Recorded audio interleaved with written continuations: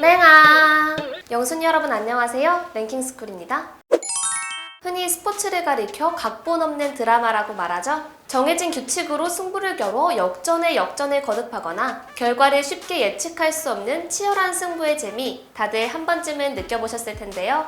그런데 보다 현장에 맞고 재미를 더하기 위해 도입하는 로컬룰이 오히려 경기의 흐름을 방해하거나 황당한 상황을 연출하며 논란이 되는 경우도 있다고 합니다. 오늘 랭킹스쿨에서는 해외에서 비웃는 한국에만 있는 황당한 규칙 탑3에 대해 알아볼까요? 3위 KBL 외국인 선수 키 제한. 종목 특성상 큰 키 자체가 재산일 정도로 큰 키가 중요한 농구. 실제로 농구는 2m 이상이 되어야 플레이하기 수월해진다고 하는데요. 지난 2018-19 시즌 KBL은 외국인 선수의 키가 2m가 넘어가면 국내에서 경기를 할 수 없는 황당한 규정을 만들어 논란을 일으켰습니다. 농구 선수가 키가 커서 경기를 못 뛴다니 당연히 관련 업계뿐만 아니라 많은 KBL 팬들도 크게 반발했는데요. 이에 KBL 측은 키가 큰 외국인 선수들 많아질수록 경기의 속도가 떨어지고 나아가 KBL 흥행에 악영향을 끼친다 판단했다고 설명했습니다. 그러나 이는 KBL 윗선들의 크나큰 착각이었는데요. 실제로는 2m가 넘는 선수들 때문에 경기 템포가 느려지거나 득점이 저조했던 적 자체가 없었고 팬들이 한림보와 주장하는 실질적 흥행 부진의 원인은 돈 넘은 판정 논란, 프로의식 부족, 프랜차이즈 스타일 부재, KBL의 무능한 행정을 꼽은 것이죠. 하지만 KBL 측은 해당 규정을 강행시켰고 상황이 이렇다 보니 2m가 넘는 선수들은 신장검 에서 양말을 벗고 고개를 움츠리고 심지어 허리를 비틀어 조금이라도 작아지려고 노력했는데요. 그럼에도 안양 KGC 인삼공사 소속의 데이비드 사이먼 선수와 고양 오리온 오리온스 소속의 버논 맥클린 선수는 2m를 넘기며 KBL을 강제로 떠날 수밖에 없었습니다. 이후 팬들로부터 시대착오적인 황당한 규정이라며 크게 비판받자 뒤늦게 국내 선수 보호를 위한 것이라며 말을 바꾸었지만 비판의 수위는 가라앉지 않았고 결국 외국인 선수 키 제한 규정은 단 한 시즌 만에 전면 폐지돼 버렸는데요. 이후 KBL은 외국인 제도가 지나치게 자주 변경되는 것을 방지하기 위해 한 번 결정된 규정은 3시즌 동안 유지한다는 조항을 넣으며 성남 민심 잡기에 나섰습니다. 코로나의 여파로 대부분의 스포츠 종목이 흥행이 쉽지 않은 상황에 KBL은 앞으로 더욱 팬들의 목소리에 귀 기울이도록 노력하겠다니 한번 지켜봐야겠네요. 2위 KBO 리그 2차 드래프트. 자타공인 대한민국 최고의 프로 스포츠 리그 바로 KBO 리그일 텐데요. 그런데 KBO 리그에는 메이저리그나 일본 프로야구에서는 볼 수 없는 독특한 제도가 하나 숨어 있습니다. 바로 2차 드래프트라는 제도인데요. 강팀에서 기회를 얻지 못하는 신인과 저연봉 선수에게 타팀으로의 이적을 허용해야 한다는 주장이 90년대부터 꾸준히 제기됐고 KBO는 긴 논의 끝에 2011년 시즌 종료 후 2차 드래프트라는 새로운 제도를 만들게 됩니다. KBO 리그의 각 팀이 40명의 보호 선수 명단을 제외한 타팀의 선수를 영입할 수 있게 하는 제도죠. 물론 저연봉 선수에게 기회를 부여할 수 있다는 점에서 취지는 좋았지만 막상 시행된 2차 드래프트 제도는 수많은 논란을 야기했는데요. 대부분의 문제가 한국 야구판이 너무 좁다는 것에서 나왔죠. 30개 팀이나 존재하며 산하 여러 개의 하위 리그가 존재하는 메이저리그와는 달리 선수층이 좁은 국내 야구 특성상 일부 팀만 지속적으로 피해를 보는 현상이 발생한 것인데요. 신인 선수를 잘 육성하고 선수층이 탄탄한 두산 베어스와 키움 히어로즈가 대표적인 피해자였습니다. 실제로 두산 베어스에서만 무려 23명의 선수가 2차 드래프트로 팀을 옮겼고 키움 히어로즈도 18명이나 팀을 이동한 반면 하위권의 하나이글스는 단 7명만이 팀을 떠나면서 격차가 심각해졌는데요. 이에 야구판에서는 키워봤자 2차 드래프트로 팀을 떠날 텐데 신인들 육성할 필요가 없지 않느냐라는 볼멘 목소리가 터져나오기 시작했죠. 결국 2020년 12월 8일 KBO 리그의 각 구단 단장들은 2차 드래프트를 폐지시키기로 합의를 보게 됩니다. 이제 공식 폐지 여부는 선수협회로 넘어간 상태, 선수협회의 결론에 따라서 10년째에 접어드는 2차 드래프트의 폐지 여부가 결정될 것으로 보인다고 하는데요. 과연 KBO 리그판에서 2차 드래프트에 대해 어떤 결론을 내릴지 귀추가 주목됩니다. 1위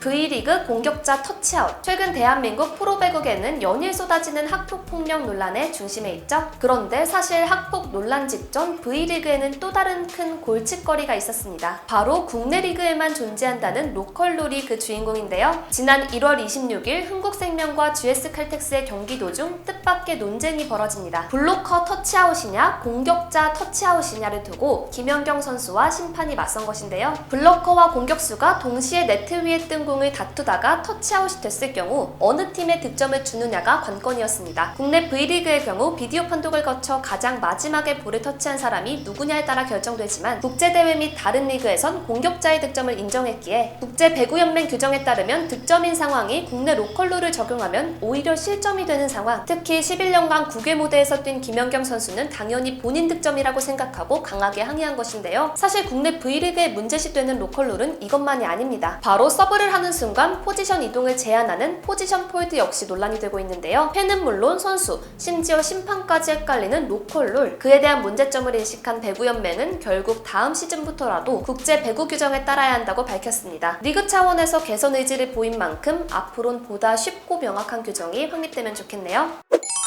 스포츠 로컬룰은 그 나라의 정서와 문화를 담아내며 리그 흥행과 스포츠의 생활화 등 순기능을 보여주기도 합니다. 하지만 반대로 국제룰과 로컬룰 사이에 괴리가 생겨나며 반칙이 아닌 반칙이 되거나 국제대회에서 제대로 실력 발휘를 못하는 상황이 생기기도 한다는데요. 스포츠 역시 세계적 교류가 늘어가는 만큼 보다 깊은 고민을 해볼 시점이 아닐까 싶네요. 지금까지 랭킹스쿨이었습니다. 감사합니다.